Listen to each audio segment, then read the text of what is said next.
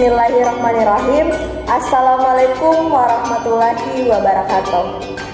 Salam sejahtera untuk kita semua. Perkenalkan, nama saya Nurul Makfira Sutrisman dengan NIM 2004075523031. Jurusan Pendidikan Guru Sekolah Dasar, Fakultas Ilmu Pendidikan, Universitas Negeri Makassar. Saat ini saya akan menjelaskan mengenai pengelolaan perpustakaan sekolah dasar, terkhusus pada langkah-langkah mengembangkan perpustakaan sekolah dasar. Ada beberapa langkah yang dapat kita gunakan dalam mengembangkan perpustakaan di sekolah dasar. Ada 8 langkah. Yang pertama ada evaluasi kebutuhan. Yang kedua ada menyusun rencana. Yang ketiga meningkatkan koleksi. Yang keempat menetapkan sistem. Yang kelima pelatihan staf.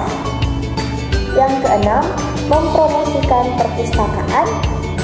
Yang ketujuh menciptakan lingkungan yang nyaman. Yang kesembilan melakukan evaluasi. Baik, saya akan menjelaskan 8 langkah mengembangkan perpustakaan di sekolah dasar. Yang pertama, evaluasi kebutuhan.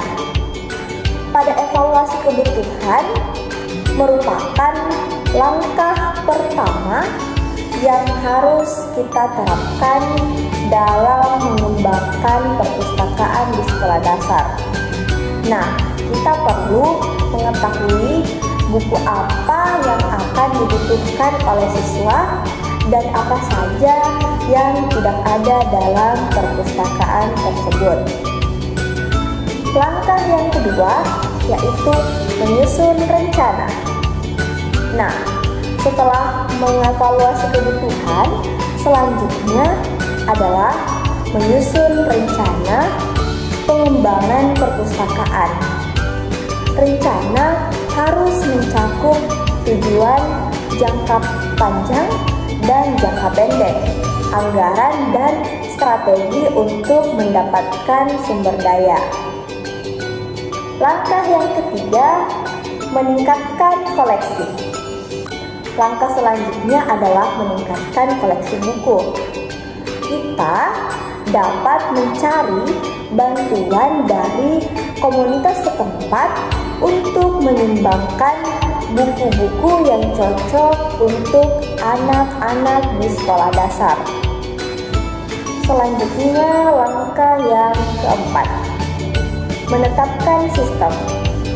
Nah, kita perlu menetapkan sistem peminjaman buku yang efektif dan efisien, sehingga siswa dapat dengan mudah meminjam buku-buku yang mereka butuhkan. Langkah yang kelima adalah pelatihan staf. Nah, ini juga sangat penting bagi perpustakaan di sekolah dasar. Staf perpustakaan harus dilatih dalam pengelolaan perpustakaan dan pelayanan pelanggan. Staf perpustakaan juga harus mengembangkan keterampilan teknologi informasi agar dapat mengelola sistem peminjaman buku dan katalog online. Langkah yang ke-6, mempromosikan perpustakaan. Nah, kita perlu mempromosikan perpustakaan sekolah dasar, misalnya dengan mengadakan acara atau kontes baca untuk mendorong minat siswa pada literasi.